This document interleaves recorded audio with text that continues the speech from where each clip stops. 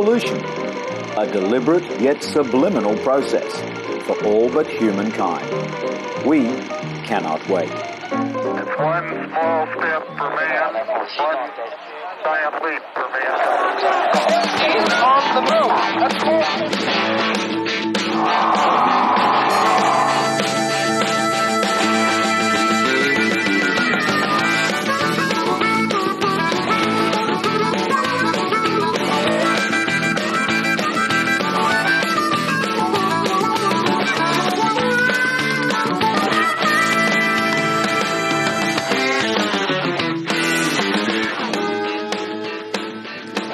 Coming up, the origins of whiskey making are lost in history. In Scotland today, there's still an air of mystery about the way local water and barley is transformed into golden malt whiskey.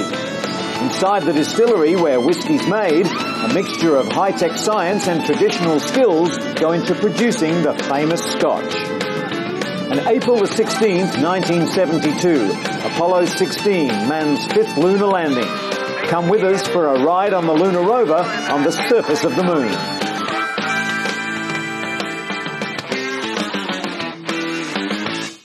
But first, one of the great sights of monastic and modern Britain for pilgrims and tourists alike. The 12th century Lincoln Cathedral soars above the narrow medieval streets. It's a place steeped in history. Lincoln Cathedral is one of England's greatest Gothic cathedrals, but its history starts earlier than that. It starts in the time of William the Conqueror. The first building started here in 1072 and was finished in 1092.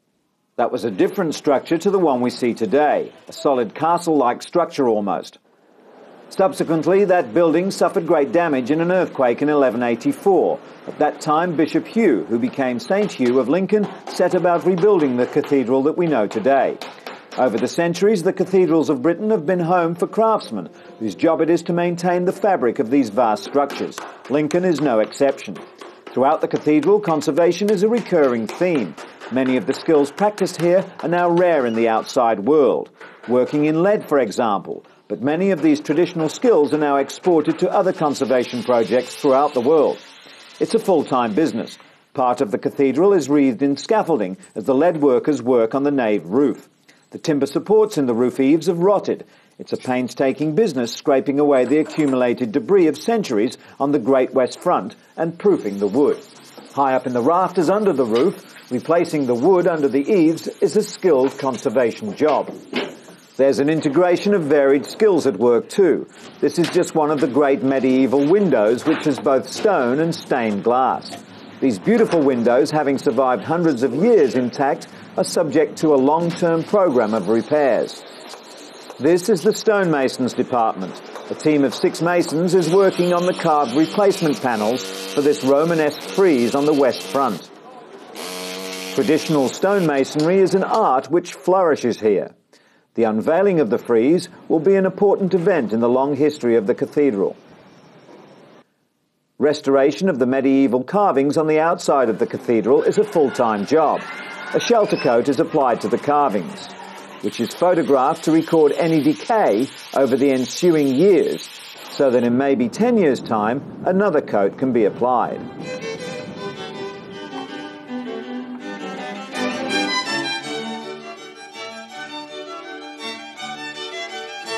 It's these young craftspeople on this site who are learning skills to hand down to future generations to ensure the continuity of the great monuments to the past.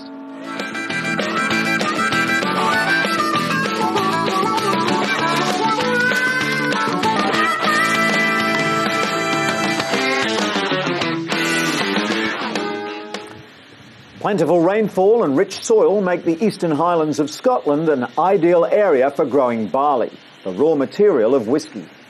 In the 1800s, local whiskey makers refused to pay heavy government tax on their product, and there were frequent fights with excise officers. The Glenlivet Distillery was set up by George Smith back in 1824. He was the first to take advantage of the government's change of heart towards Scotch whisky after they imposed much more realistic tax levels on whisky and a licence fee of £10 per annum. Smith continued to face attacks from illicit distillers, fearing for their livelihoods. Nevertheless, Glenlivet and other Speyside distilleries were soon producing hundreds of gallons of malt whisky for distribution around Scotland and for export.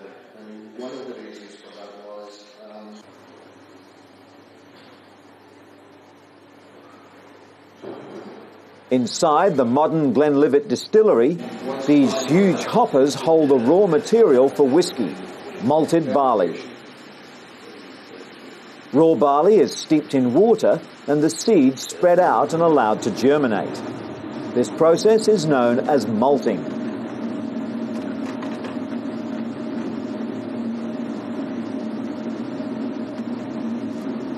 The malted barley is then ground down into a coarse flour which is mixed with water at varying temperatures in these huge drums. The quality of water is key, say the producers. Glenlivet uses water from a local spring.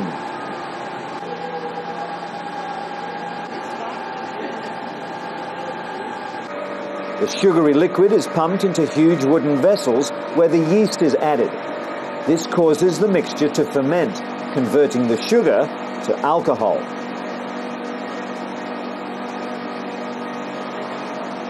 In these copper vessels, the stills, the mixture is heated to distill the alcohol.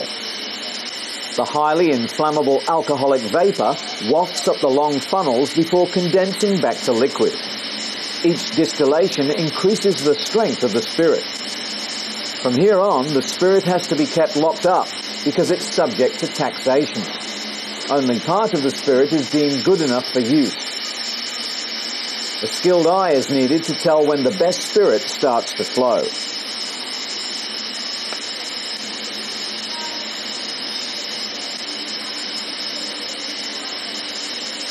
The spirit is left for up to 12 years inside these oak casks to mature and soften into malt whisky. Some whisky drinkers say pure single malt is like a musical instrument, but for the full orchestral effect, you need to blend whiskies together. This tanker is taking Glenlivet malt whisky for blending. It's on its way to the nearby Strathisla Distillery, home to the famous Chivas Regal brand of blended whisky. Grain whisky is made partly from malted barley together with unmalted cereals like maize or wheat. The expertise lies in choosing the right quantities of malt and grain whiskies to produce a smooth blend. The master blender is responsible for maintaining the quality and the character of blended whiskies. He has a formula and he brings together many different single malt whiskies and a few grain whiskies to produce something of a distinct, rounded, complete character. It's done primarily by the nose, but also by eye to see that there's no discoloration. Through experience and years of work in the lab, the quality controller knows instinctively what is acceptable and what's not acceptable. Once the process of marrying the various whiskies together is complete, the resulting blend is left again in casks to mature. The barrels play a key part in giving the whisky a distinctive flavour. They're made from oak, which is strong and has few knots and holes that could cause leaks. The casks might have been used previously to store sherry or American rye whisky. All this adds a different edge to the whisky's flavour.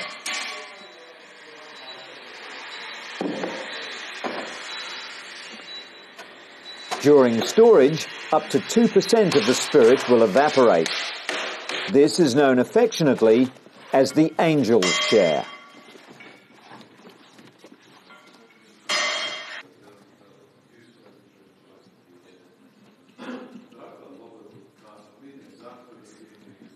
Visitors to Strathisla can follow the whisky-making process from the famous Broomhill Spring, the source of water for Strathisla for 200 years, to the finished product.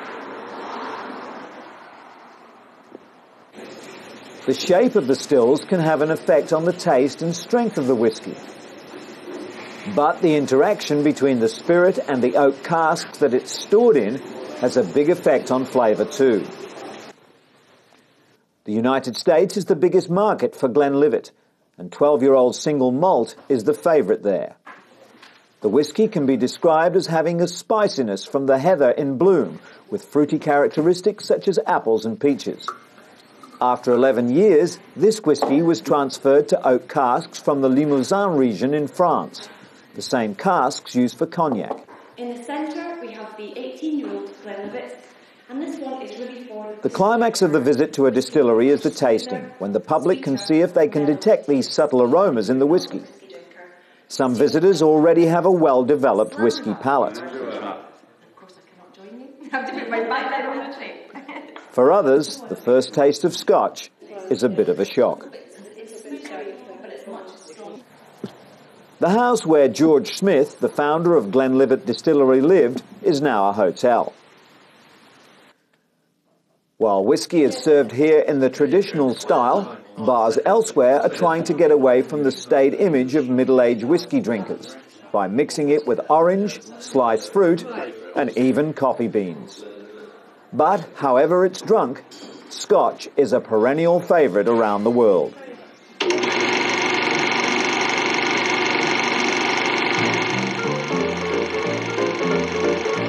One small step for man, one giant leap for mankind.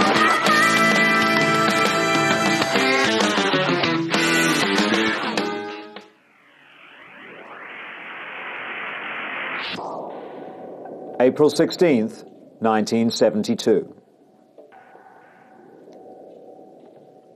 Apollo 16, man's fifth lunar landing, sat silently on the pad awaiting its mission. Inside the astronaut quarters, its relaxed crew ate Sunday breakfast. John Young, the veteran of 3 previous space flights, was commander. Ken Mattingly, the command module pilot, would conduct orbital experiments around the moon, while Charles Duke explored the lunar surface with Young. April 22nd, Young and Duke would find themselves strapped into a small electric car called the Rover, bouncing across the lunar plateau known as Descartes.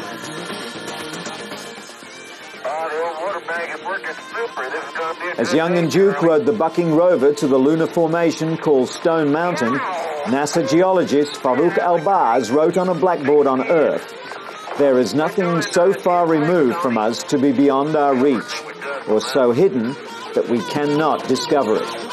René Descartes.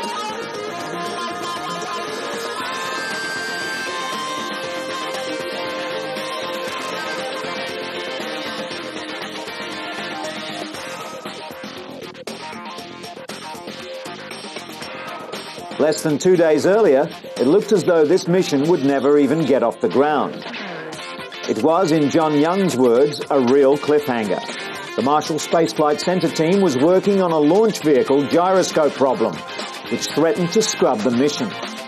Less than an hour before liftoff, their advisory to the Kennedy Center launch team was go.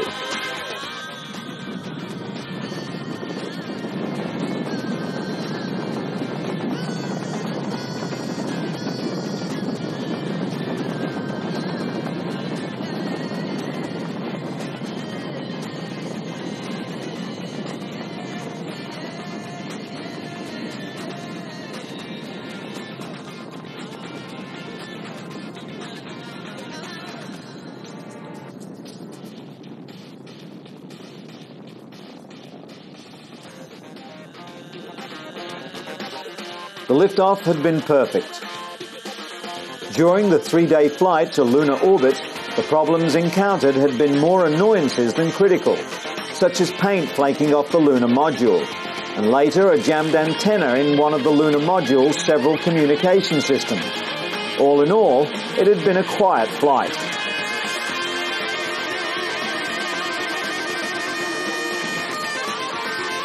April 19th. The burn into lunar orbit was right on.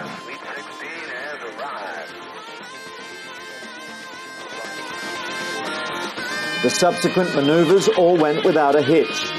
Then the next day, April 20th, Young and Duke undocked the lunar module preparatory to landing, leaving Mattingly in the command module.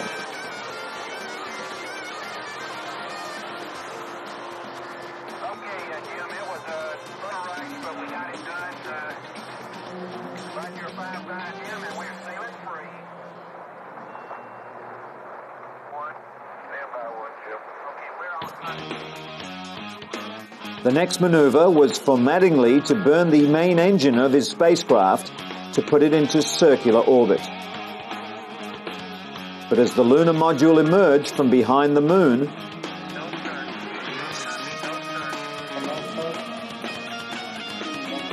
no circ.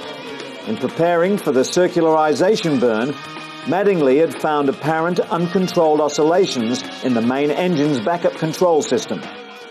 Following mission rules, he did not make the burn.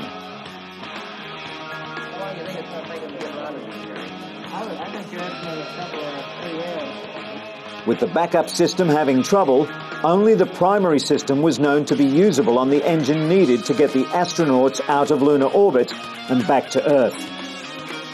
However, the lunar module engines could be used if the two spacecraft were docked. The first step in the problem-solving technique stabilized the situation in the safest manner to get the two spacecraft which had separated close enough together to dock if necessary. Control pondered the crisis.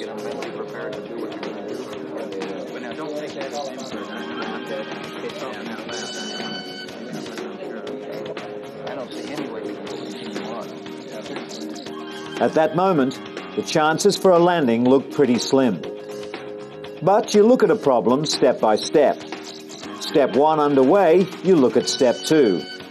Analyze the problem as completely as possible within the time frame. We should make sure that that's done, but there's no way, we don't have any other redundancy or other routes. And in lunar orbit, Mattingly flew the command module to a rendezvous as Young talked him in.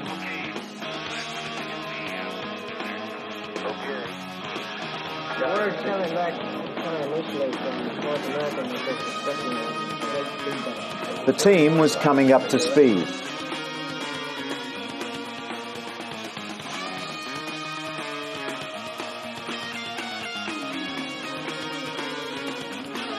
Isolate the trouble, simulate it, evaluate it. You can't use it if you got a broken wire, you don't know what's going to come back again. Great minds, big brains, fast thinking.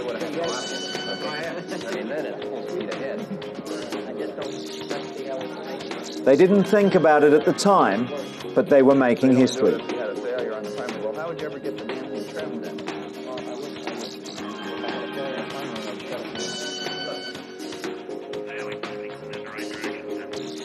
Isolate, simulate, evaluate. The results were coming in, and it was beginning to pay off. The simulator test and other data was showing that with the engine on, the oscillations would do no harm.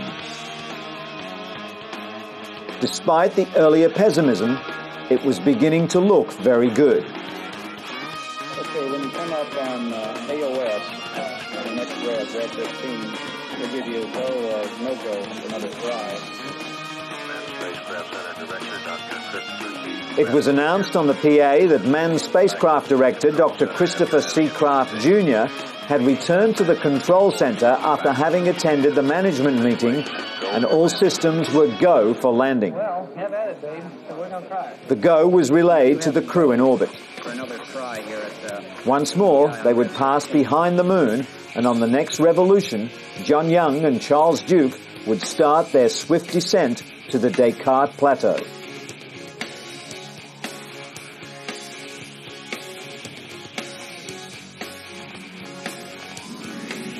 Okay, filter initialization looks good. Feel it, dude. Come on. Silver. Hey, here it is, Gator, Lone Star.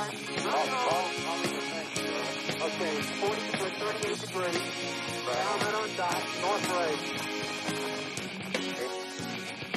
Looks like we're going to be able to make it, John. There's not too many blocks up there. Ryan, you go for landing. So right now looks pretty good.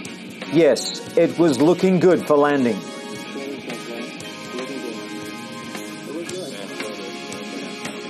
The astronauts see their shadow on the surface. Okay, down at 3, 15, Lunar dust, undisturbed for eons, is blown up by the retro rockets. Let her down. You level off. Let her on down. Okay, 76%. Plenty fat. Contact. Stop. Contact. Soft. The original plan had called for Young and Duke to get out and explore shortly after landing. However, the near abort had lasted 6 hours. The tired astronauts would sleep.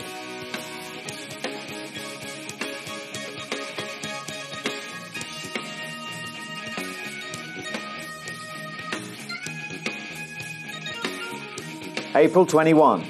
Mission Commander John Young stepped onto the Descartes formation at 11 a.m. Eastern Standard Time.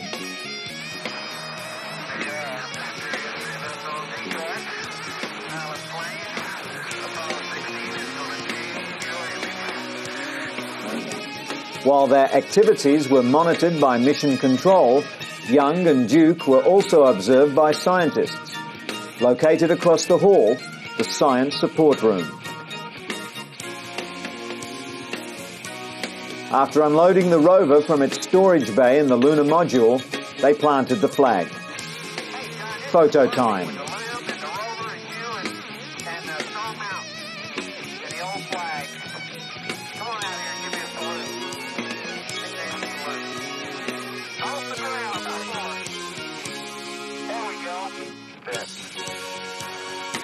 Young set up an ultraviolet camera to provide the first astronomical observations from the moon.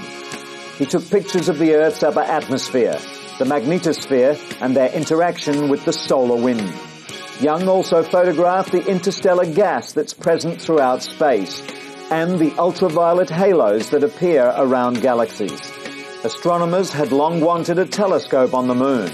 Perhaps this experiment would show the lunar surface was an ideal base for future astronomical observations.